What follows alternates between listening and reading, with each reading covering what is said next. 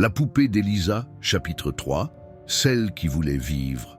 On retrouve un vieux carnet poussiéreux caché derrière un faux mur dans une maison de campagne. Il est signé E. Renaud, 1894. Les pages sont fragiles, tachées. Elles racontent l'histoire d'un père, inventeur, veuf, brisé par la mort de sa fille de 8 ans, Elisa, emportée par une maladie foudroyante. Il écrit « Je ne laisserai pas ma fille partir, je ne peux pas. » Son corps est froid, mais son esprit est encore là. Je le sens, elle me parle, elle pleure.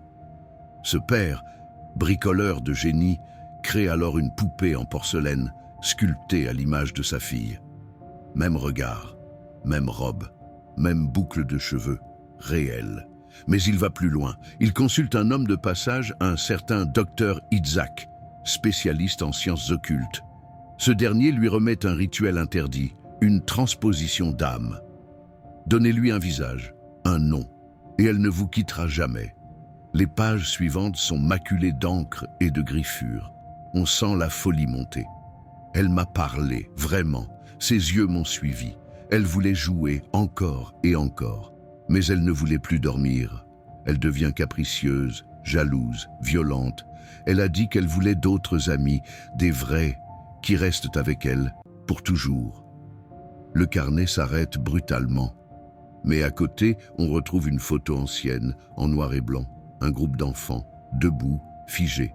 Tous sourient, sauf la dernière petite fille à gauche. Elle tient une poupée dans ses bras, et ses yeux semblent plus vrais que ceux des autres enfants. Depuis ce jour, la poupée d'Elisa réapparaît, siècle après siècle. Elle choisit toujours un nouveau propriétaire. Elle s'ennuie vite. Elle teste.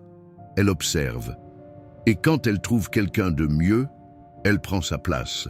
Pas pour jouer, pour vivre. Aujourd'hui encore, personne ne sait où elle est, mais dans certaines vidéos YouTube, certaines photos TikTok, des abonnés jurent voir la même poupée apparaître, floue, à l'arrière-plan. Toujours les mêmes yeux gris, toujours le même sourire. Et toi, tu viens de lire son nom. Tu sais ce qu'elle veut. Alors si tu entends chanter ce soir, ne réponds pas.